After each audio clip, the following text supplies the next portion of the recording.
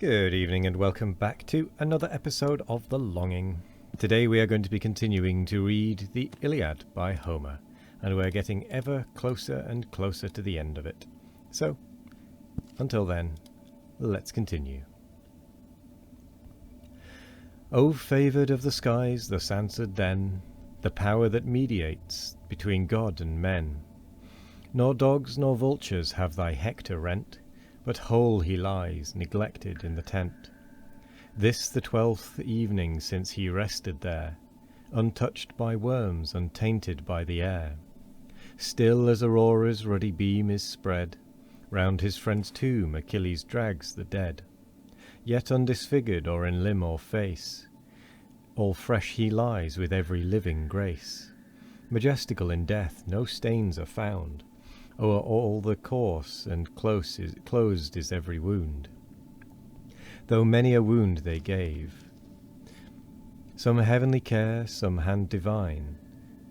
Wait. Hang on. Try again. Though many a wound they gave, some heavenly care, some hand divine, some preserves him ever fair.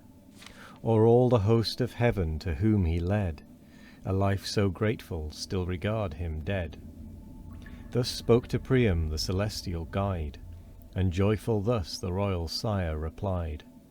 Blessed is the man who pays the gods above the constant tribute of respect and love. Those who inhabit the Olympian bower my son forgot not in exalted power, and heaven that every virtue bears in mind, even to the ashes of the just is kind. But thou, O generous youth, this goblet take, a pledge of gratitude for Hector's sake, and while the favouring gods our steps survey, safe to Pelides' tent conduct my way. To whom the latent god, O king, forbear to tempt my youth, for apt is youth to err. But can I, absent from my prince's sight, take gifts in secret that must shun the light? What from our master's interest thus we draw is but a licensed theft that scapes the law. Respecting him my soul abjures the offence, and as the crime I dread the consequence. Thee far as Argos pleased I could convey, guard of thy life and partner of thy way. On thee attend thy safety to maintain, o'er pathless forests or the roaring main. He said, then took the chariot at a bound, and snatched the reins and whirled the lash around. Before the inspiring god that urged them on, the coursers fly with spirit not their own. And now they reached the naval walls and found the guards repasting while the bowls go round. On these the virtue of his wand he tries, and pours deep slumber on their watchful eyes. They heaved the massy gates, removed the bars, and o'er the trenches led the rolling cars. Unseen through all the hostile camp they went, and now approached Pelides' lofty tent. On firs the roof was raised and covered o'er with reeds collected from the marshy shore, and fenced with palisades a hall of state, the work of soldiers, where the hero sat. Large was the door, whose well-compacted strength a solid pine tree barred of wondrous length. Scarce 3 strong Greeks could lift its mighty weight, but great Achilles singly closed the gate. This Hermes, such the power of gods, set wide, then swift alighted the celestial guide, and thus revealed, hear prince and understand, thou owest thy guidance to no mortal hand. Hermes I am, descended from above, the king of arts, the messenger of Jove. Farewell, to shun Achilles' sight I fly, uncommon are such favours of the sky, nor stand confessed to frail mortality, now fearless enter, and prefer thy prayers. Adjure him by his father's silver hairs, his son, his mother, urge him to bestow whatever pity that stern heart can know. Thus having said, he vanished from his eyes, and in a moment shot into the skies. The king confirmed from heaven alighted there, and left his aged herald on the car. With solemn pace through various rooms he went, and found Achilles in his inner tent. There sat the hero Alcimus the brave, and great Automedon attendance gave. These served his person at the royal feast. Around at awful distance stood the rest. Unseen by these the king his entry made, and prostrate now before Achilles laid. Sudden a venerable sight appears, embraced his knees and bathed his hands in tears. Those direful hands his kisses pressed embrued, even with the best, the dearest of his blood. As when a wretch who, conscious of his crime, pursued for murder, flies his native clime, just gains some frontier, breathless, pale, amazed, all gaze, all wonder, thus Achilles gazed.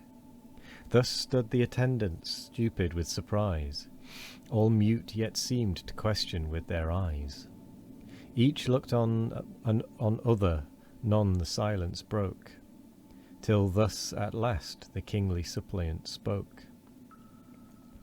Ah, think thou favoured of the powers divine, 295. Think of thy father's age, and pity mine. In me that father's reverend image trace, those silver hairs, that venerable face. His trembling limbs, his helpless person see, in all my equal, but in misery. Yet now perhaps some turn of human fate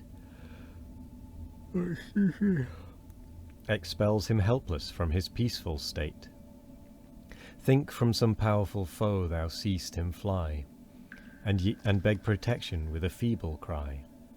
Yet still one comfort in his soul may rise, he hears his son still lives to glad his eyes, and hearing still may hope a better day, may send him thee to chase that foe away.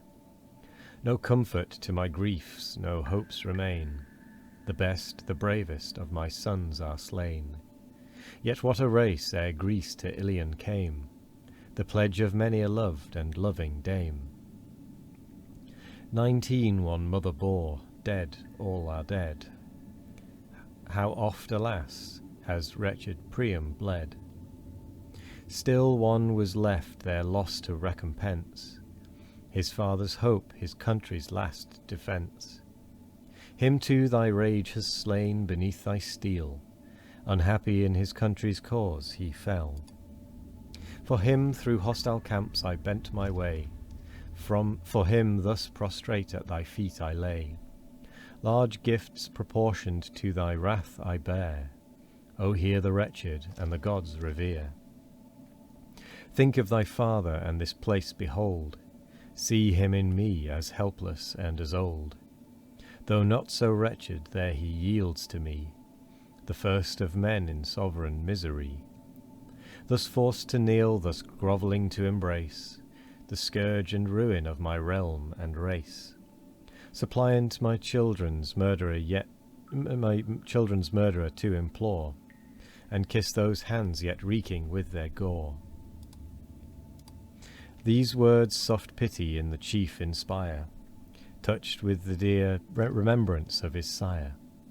Then with his hand, as prostrate still he lay, the old man's cheek he gently turned away. Now each by turns indulged the gush of woe, and now the mingled tides together flow.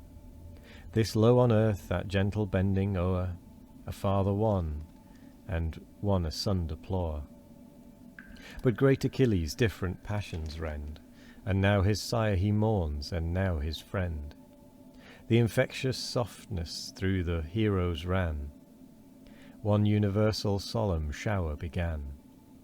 They bore as heroes, but they felt as man, satiate at length with unavailing woes. From the high throne divine Achilles rose. The reverend monarch by the hand he raised, on his white beard and form majestic gazed. Not unrelenting then serene began, with words to soothe the miserable man. And with that, we come to the end of the episode. So, I will say thank you very much for joining us today. I think it's going to be 3 more episodes to finish this book. So yeah, thank you very much for joining us today. I hope you all have a wonderful morning, evening, afternoon or night. No matter what time of day it is, I hope you all have a wonderful one of it. And as always, we will be back tomorrow for more of The Longing. Goodbye.